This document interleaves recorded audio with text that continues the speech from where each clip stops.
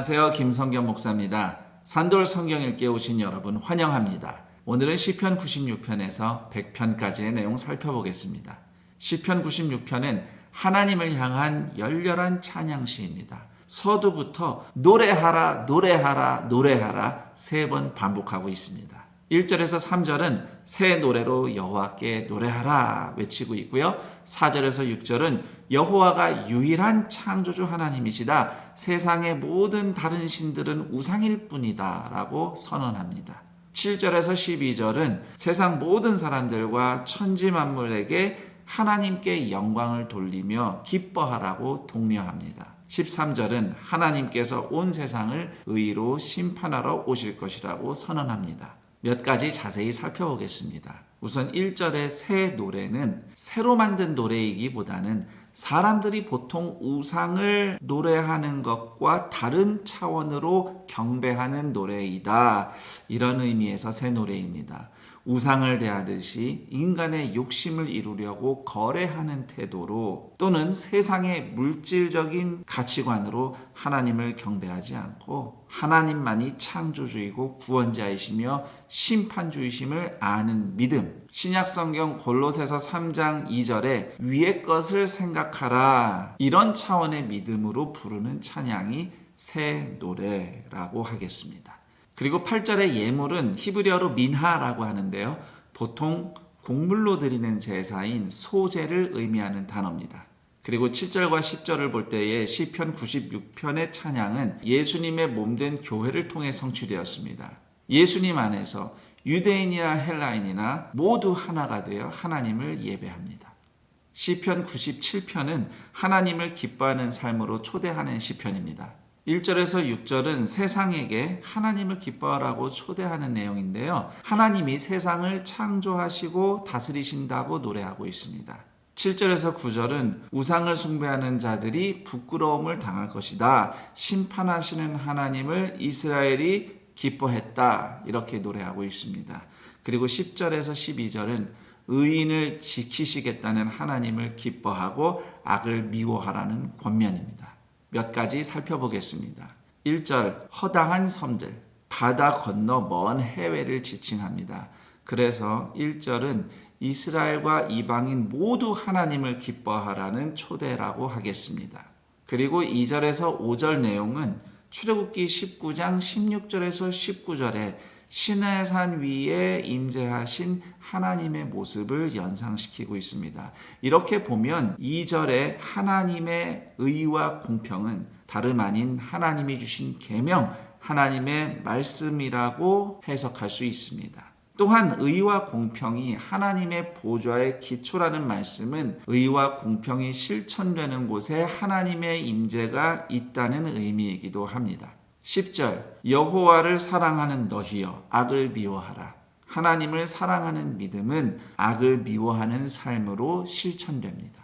그리고 11절 의인을 위하여 빛을 뿌리고.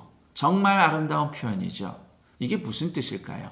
구약 성경은 종종 같은 의미인데 다른 표현으로 연이어서 반복해서 적는 경우가 있습니다. 그래서 11절도 마찬가지로 해석할 수 있어요. 다시 말해서 의인을 위하여 빛을 뿌린다는 이 표현은 바로 그 다음에 나오는 마음이 정직한 자를 위하여 기쁨을 뿌린다는 구절과 같은 의미가 되겠습니다. 의인은 마음이 정직한 자, 마음이 바른 자를 의미하고요. 하나님이 뿌리시는 빛은 하나님이 믿는 자들에게 주시는 기쁨입니다. 주님이 주시는 기쁨으로 빛나는 성도님들 되기를 축복합니다. 시편 98편은 온 세상이 기쁨의 소리로 하나님을 찬양한다는 내용의 시편입니다. 1절에서 3절은 구원자 하나님을 새 노래로 찬양하라는 예배로의 초대이고요. 4절에서 9절은 하나님을 기뻐하며 외치라는 온 세상을 향한 권면이 되겠습니다. 몇 가지 살펴보면 1절 하나님이 자기를 위하여 구원을 베푸셨다. 사람이 자기 자신을 위해서 하는 일 대부분은 이기적이고 남을 해치는 일입니다. 그러나 하나님이 그분 자신을 위하여 하시는 일은 우리의 창조와 구원입니다. 그 다음 4절 즐거이 소리칠지어다. 소리 내어 즐겁게 노래하며. 그리고 6절 소리, 즐겁게 소리칠지어다. 그리고 8절, 박수할지어다. 즐겁게 노래할지어다. 시편 98편은 그 어떤 시편보다도 기쁨으로 들썩이는 찬양을 표현하고 있습니다. 반면 7절, 바다와 바다 생물들에게 외칠지어다 라고 할 때 외치다라는 단어가 히브리어 원문으로 보면 분노하다라는 의미도 있습니다. 그래서 7절에 외치다는 기뻐서 외치는 소리이기보다는 악인들을 심판하는 하나님의 진노의 표현처럼 보입니다. 마치 애굽 군대를 삼킨 홍해 바다의 무서운 소리처럼 말이죠. 종합해보면 시편 98편은 성도가 악인에게 파도처럼 진노하며 고함치시는 하나님을 보며 기뻐 외치는 장면을 그리고 있다고 하겠습니다. 시편 99편은 모든 민족 앞에서 왕이신 하나님을 찬양하는 시편입니다. 죄악을 갚으시되 또한 용서하시는 정의와 공의의 하나님을 높이는 시편입니다. 1절에서 3절은 하나님의 왕되심을 노래하고요. 4절에서 5절은 하나님의 정의와 공의를 노래합니다. 6절에서 9절은 중보자들이 기도에 응답하시며 이스라엘을 용서하시는 하나님을 노래하고 있습니다. 몇 가지 자세히 들여다보겠습니다. 1절에 그룹이라는 단어가 나오죠. 히브리어로 케루빔이라는 단어입니다. 하나님의 보좌를 지키는 천사들을 의미하는데요. 그룹 사이라고 하는 것은 그룹 둘이 조각된 언약궤 덮개를 의미합니다. 언약궤는 하나님의 인재의 상징이죠. 그래서 언약궤 덮개는 하나님의 보좌로 인식이 되었어요. 따라서 그룹 사이, 케루빔 사이라고 하면 하나님의 보좌 또는 하나님의 임재를 상징하는 표현입니다. 그 다음 6절 이하는 이스라엘 역사상 가장 이상적인 중보자 모세, 아론, 사무엘을 언급하고 있습니다. 각 인물들의 직분을 살펴보면 모세는 통치자이고요. 아론은 대제사장이었죠. 사무엘은 제사장이면서 선지자였고요. 동시에 사사, 통치자였습니다. 세 직분이 다 결합이 되어 있죠. 이 세 인물들은 궁극의 왕이자 대제사장이자 선지자이신 예수 그리스도를 예표하고 있습니다. 시편 99편은 이스라엘의 죄악에 대해 심판하시는 하나님 앞에서 그래도 과거에 중보자의 기도에 응답하셔서 용서하셨던 하나님의 자비를 떠올리며 다시 하나님 앞에 엎드리는 기도라고 하겠습니다. 이 시편 기도에 대한 하나님의 궁극의 응답은 예수 그리스도이십니다.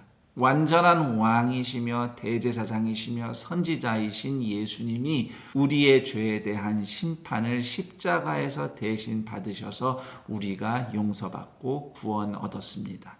시편 100편은 하나님을 기뻐하며 찬양하는 자리로 온 세상을 초대하는 시편입니다. 1절, 2절은 모든 세상이 기뻐할 찬송으로 초대하는 내용이고요. 3절은 하나님이 우리를 만드시고 기르시는 하나님이라고 노래하는 내용입니다. 4절은 감사하며 하나님을 찬양하라는 초청이고요. 5절은 하나님의 선하심과 인자하심을 송축하고 있습니다. 몇 가지만 자세히 말씀드리겠습니다.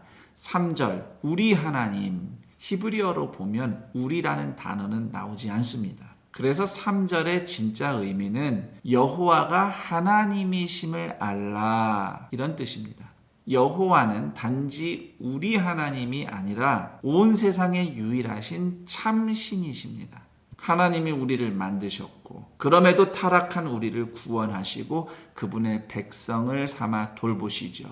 그 사실만으로 여호와가 참 하나님이심이 증거되고 있는 겁니다. 그리고 4절에 문이라는 단어가 나오는데요. 문을 히브리어로 샤르라고 합니다. 그런데 흥미롭게도 같은 철자를 동사로 쓰면 계산하다, 숙고하다라는 의미가 됩니다. 하나님과 자기 자신에 대해 샤르, 숙고하는 성도가 성전문 샤르를 감사하며 들어가 하나님을 예배한다고 말할 수 있겠습니다. 여기까지 시편 96편에서 100편까지의 내용 살펴봤습니다. 그럼 저는 여기서 인사드리고 다음 시간에 다시 찾아뵙겠습니다. 감사합니다.